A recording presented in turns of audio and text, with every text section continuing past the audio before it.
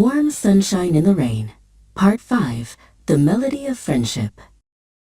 The friendship between Mai and Mrs. Tam grew stronger every day.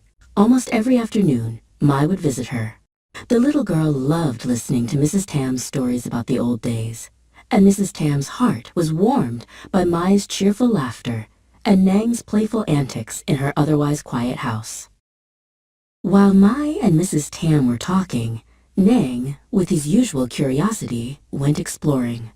The cat slipped under an old cabinet and sneezed as a thick layer of dust flew up. Something made of dark wood caught his attention.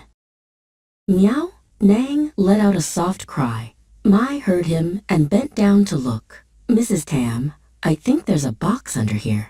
Together, they carefully pulled the wooden box out into the light. It was very old, but the intricate floral carvings on the lid were still visible.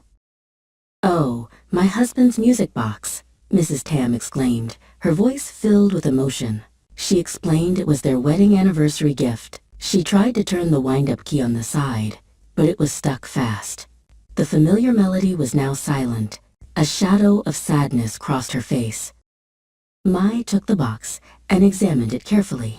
Mrs. Tam, I think it's just a little stuck. Let me try, okay? She said with a hopeful smile, her eyes shining with determination. So the two of them got to work on the music box. Mrs. Tam found a small pin in her sewing box, and Mai patiently poked at the gear slot. Lao Den, seeing his owner and her little friend so focused, lay down quietly beside them, his eyes half closed as if cheering them on. Nang didn't want to be left out. The cat jumped onto the table and circled the music box like an engineer inspecting a project.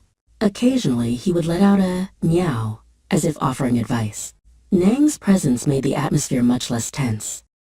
Click! A small sound was heard. The gear had moved. Mai cried out with joy and carefully turned the key again.